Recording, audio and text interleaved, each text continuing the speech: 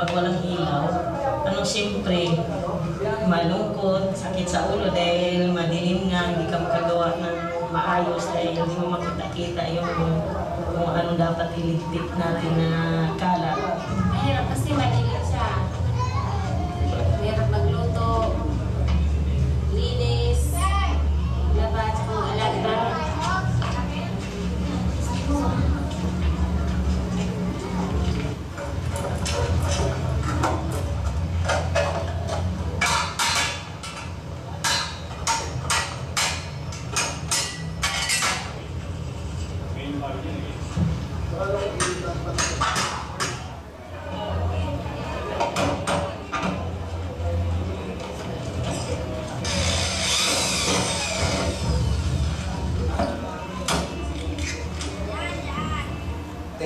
Ganito ang ilaw namin, talagang maliwanag siya.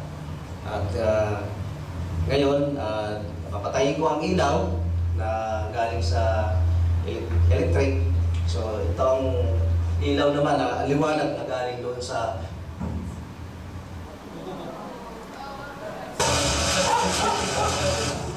So it's, I don't know what happened. Sorry. So it's 55 watts of light, and it's refracted. Okay. It's refracted through the light, through the bottle like a lens, and then what happens is it transfers from the roof. Galing sa electric. So itong ilaw naman na liwanag na galing doon sa liwanag. Galing doon sa bote. And it goes down. So it actually lights up 180 degrees instead of the plastic sheet roof. Saan? Sa bahay namin? Oo. Uy, ang galing naman ito. Ang galing naman. I paid for her to say that. Gusto ko na po siya That house used to be completely dark. I couldn't see the back wall. Hindi po siya kung walang ilaw. Hindi po siya liliwanag. Thank you po. Napakalaking tulong po sa amin kasi dati yung ilaw namin 24 hours, wala ng patayan. Ngayon, dahil yan sa liwanag na nanggagaling sa araw, nakakatipid na kami, nagiginawa. Very simple refraction. Within 10 minutes, we change this to this, this to this, and they will never want to go back in the darkness again. I mean, this tindera was for the last 10 years. You could see how they shut off their lights. It costs about $500 to light up a house day and night. So we save about $250 to $200, $250. And that's about a sack of rice every single month. And because it's white light, it actually disinfects.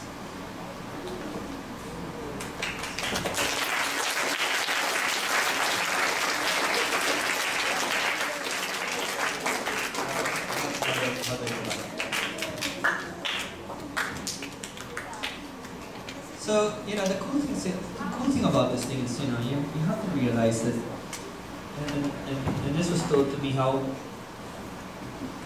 a lot of us, except Beacon School, you have to play safe, a lot of us train the youngest minds or the best minds, even up to college, to serve only the people that can pay us, or the 10% richest of society. And that's not bad.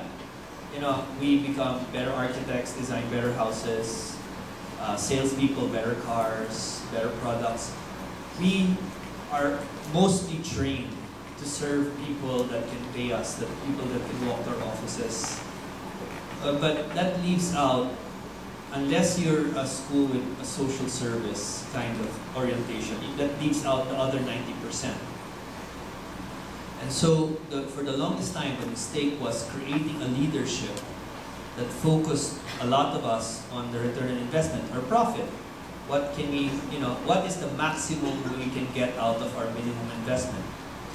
But this has sort of left out a lot of things in society, which is, so what about employees? So what if we don't give them benefits? So what if we don't treat them well? So what about society out of our walls? What if they're poor? What if they're in shanties? I mean, it's always been like that. But the greatest damage really is, so what about the environment? You know, if we produce clothes, if we produce things, we make money out of it, so what if our wrappers don't degenerate? So what? But you could see what happens when this kind of thinking gets into all of us, which is society itself cannot move forward if majority of people live in these kind of squalid conditions. You cannot move forward as a country when you leave so many people behind. And so there must be a new kind of leadership in our education, which is a leadership that grants success, not only for me. As long as I'm successful, you know what, so what, with everybody else. But the new kind of leadership that takes charge of people that are in our employ, society, when there are things that are not right in society, to help things out, and especially the longer term is to be able to look at the sustainability of the environment, to not damage it for the long term, because this thing takes a long time to heal. So the new kind of success is not only me, but the new kind of success is how can we bring as many people along with us as possible. So that is the new kind of education that that needs to be done. And so we try to do that. We try to do not only high tech, for people that can pay us to build these kind of infrastructures, but really look for low-tech, high-impact technologies. Things that people can build themselves, that they can assemble themselves, that within seconds could make a difference in people's lives. 55 watts. We're having a new website that will be put on today at 1 o'clock. So it's called Isang Litrong Liwanag. It's called A Liter of Light. And hopefully, we're going to partner with an airline that will allow us to bring to 33 locations around the country. So one of the biggest green lighting projects is going to happen. We're going to have 10,000 houses here in Pasay alone to be lit. So we will hopefully have volunteers. This is how it is. And this is how it is. Workshops, bathrooms. This is a house, usually what it looks like when we first start. And within 10 minutes, it's all lit. She had a 97-year-old grandmother that we found.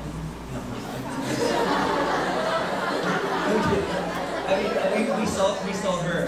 She was there. She goes in and out. She's healthy. We didn't find her after 97 years. But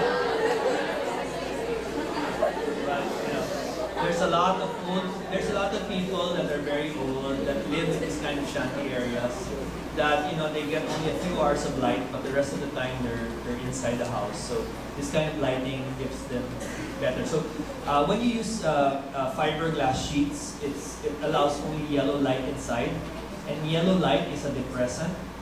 If you know the color spectrum, it's red, orange, yellow, blue, indigo, violet. So Roy G. Biv. So it cuts out red and orange, which are the healthy light, and the disinfectant shortwave light. So it allows everything to come in. It's an amazing change. So really, what I'm here is, I'm not supposed to tell you that, but I'm not here to tell you that it's my projects that will make a difference. But really, one person cannot make this change. One person doing a lot cannot make this change. There really is a lot of people doing a little good that will make cumulatively more change. And the big problem really is if people don't step up to the responsibilities of being that leader to help the people, to help society, to help the environment, that puts more and more pressure on people who are trying to make this difference. Everybody should lend a hand. And I remember working for somebody that, when I was like starting out, and I was in the Harvard Kennedy School, and I was made to help a senator with his election. This was the primaries, and so I was sent to New Hampshire. We were about 10 guys. I remember arriving that day. It was drenched. People were wet. Everybody's mood was down. And except for this one lady in front.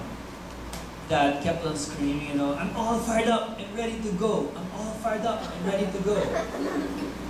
And that one woman, because she was so enthusiastic, she spread the voice to the next person. So everybody goes to I'm all fired up. Come on, say, I'm all fired up. I'm ready. And I remember when he came on stage, he said, this is exactly what I want to do. That if one person can believe in me, then maybe it will affect the next person and then the crowd. And then maybe the crowd will affect the state. And then the state can change the country, and the country can change the world. And this is with all of us. If our voice can start making a difference, then maybe it can change the world. So that's what change making is about. It's starting it off with your voice and your ideas, because who knows, maybe your ideas can also help us change. So that's it, Beacon School.